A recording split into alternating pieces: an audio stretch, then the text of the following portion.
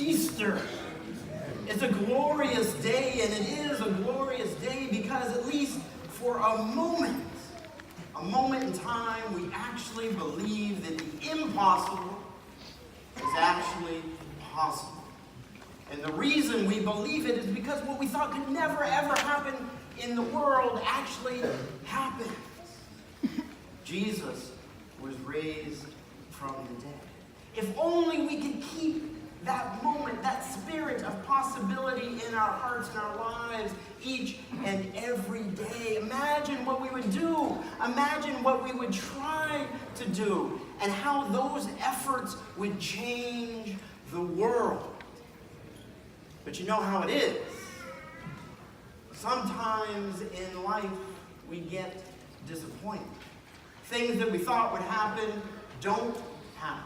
We see just too much pain, too much suffering in this world. And when we see it, we withdraw. We lose our spirit of possibility.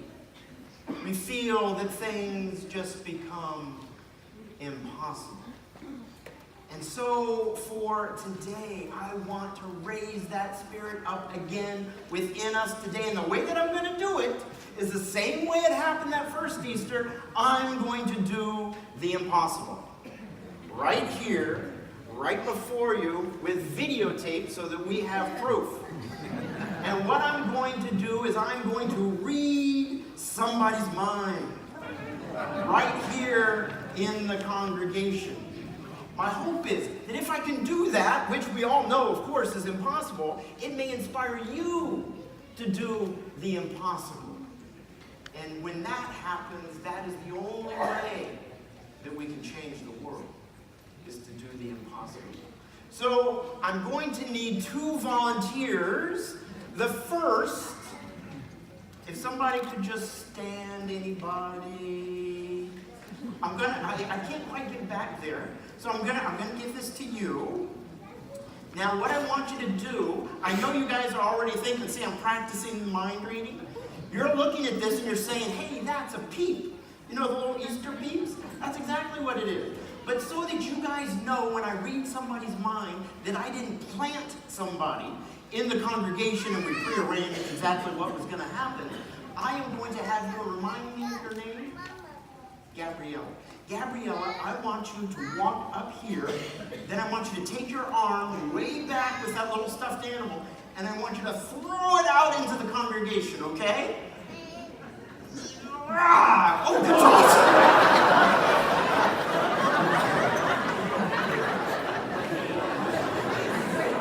Excellent job.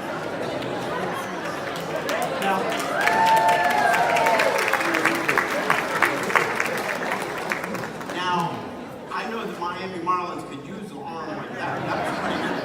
And because you were so gracious and you had this stuffed animal and then you gave it away to somebody else, I'm going to make sure that you have one that you can take home.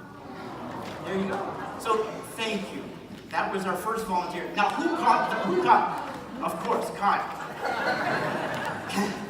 Good job, Kyle. So, your job here, Kyle, is, and by the way, what we just did there, I know that looked like a little peep stuffed animal. That was the Easter Bunny of randomization. The Easter Bunny of randomization. There's no way that I can pick a volunteer and then have them throw it in. So Kyle and I obviously don't have anything prearranged. But Kyle, what I want you to do, I'm going to use this deck of cards. Now it's very important for you to know here in the congregation that I'm going to take this deck of cards and I'm going to put it right back here on the altar, and I'm not going to touch it. I'm going to do nothing with those cards while I'm working with Kyle. So Kyle, your job is to pick one of those cards. Don't tell me what it is, and you're not going to physically take it, you're just going to pick it in your mind. You have 52 options. So pick a card in the deck. And can we have a little card playing music? I don't know exactly what that is, but there you go, perfect. So think about a card.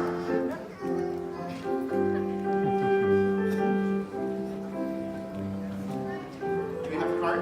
Okay, we have a card. Thank you for the music, that helped. Now, what I want you to do, don't tell me, I'm I'm going to come way over here so I can't hear what you're doing. I want you to whisper very quietly so I don't hear it to two other people, because I also want to make sure that, everything's on the up and up over here. So just tell your card to two other people.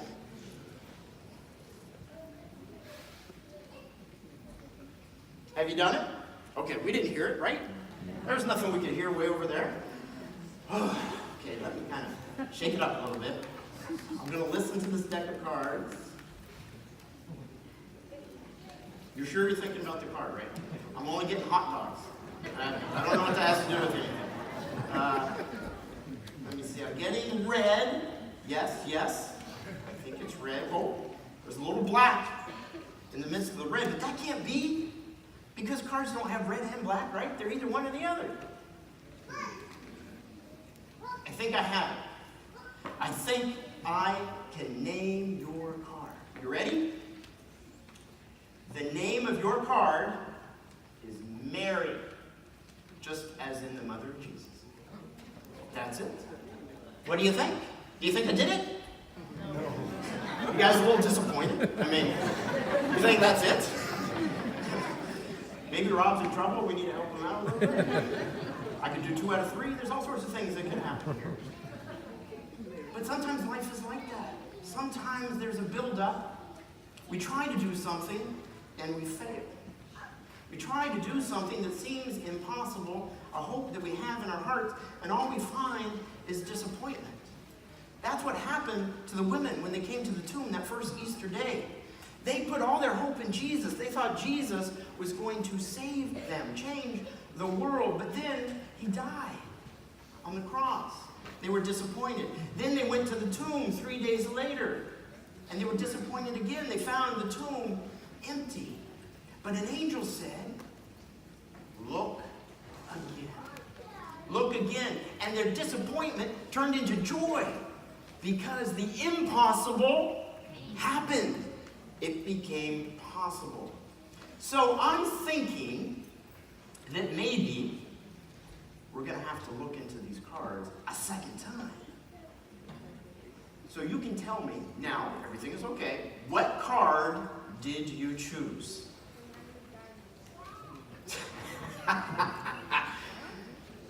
The 9 of Diamonds, he says.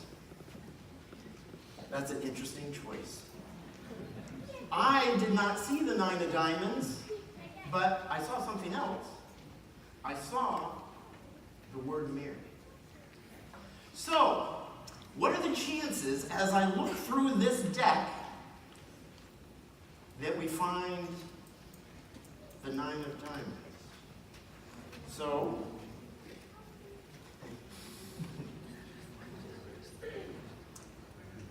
how many people think that it would be possible for me to be able to read Kyle's mind, know that he chose the 9 of Diamonds, know and name that card Mary, put it in this deck, and have it be the very first card on the deck?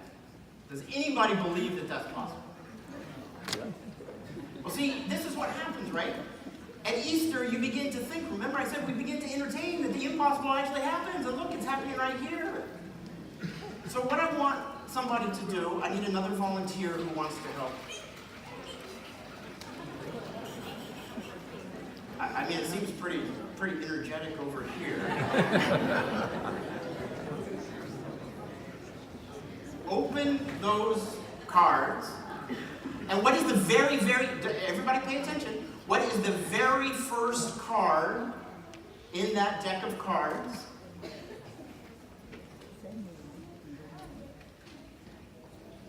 What is it? Look at the other side, the first on the other side. Just pull them all out. Yes. So hold it up for everybody to see. It says Mary. But what does the other side say? What's the other side?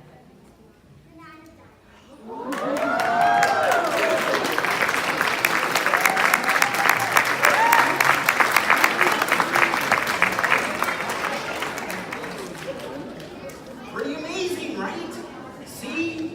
Sometimes the impossible becomes possible just as, and I have to tell you, that surprised even me. And I was setting it up, so that's amazing. So what I want you to do and take away today is that sometimes what God calls us to do, the love that God calls us to share, the forgiveness that God asks of us to offer one another, it seems impossible. We can't do that. It's just too difficult. But I hope today, at least that spirit of possibility has been revamped, re-energized, restored in your heart today in ways that you would never expect it to, even in a deck of cards. May that spirit live in you today and every day. Amen.